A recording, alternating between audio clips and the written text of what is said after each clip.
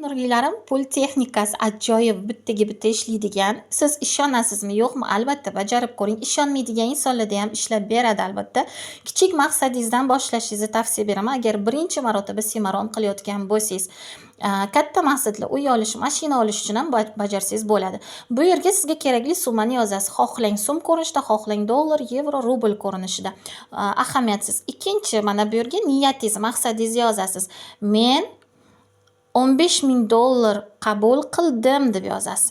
Keyingisiga natija plastik kartamga kelib tushdi yoki naqd pul ko'rinishida qo'limga kelib tushdi. Keyingisi his-tuyg'u, o'sha pullar kelib tushganda siz o'zingizni qanday his qilasiz? O'sha his-tuyg'ularingizni yozasiz. Xursandman, juda baxtliman va minnatdorman. Keyingi punkt minnatdorchilik. Buni har kuni ertalab va kechqurun 10 marotaba bir stakan tirik suvga o'qiysiz. Minnatdorman va juda ham baxtliman. Menga 15.000 dollar plastik kartamga osonlik bilan kelib tushayotganligidan. Shu so'zni 10 marta o'qiysiz va stakandagi suvni ichasiz. Keyingisi yo'l, bu yerga 1 dan 10 gacha raqam qo'yasiz.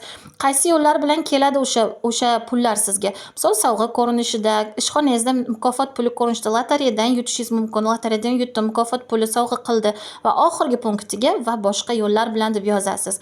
Bu amaliyotni har kuni 21 yoki 41 kun davomida uzluksiz bajarasiz yoki niyatingiz amalga oshguncha. Shuning uchun kichik maqsadingizdan boshlang. Agar siz birinchi marta semaron qilayotgan bo'lsangiz, bundan ham ko'p amaliyotlarimiz bizning Telegram kanalimizda.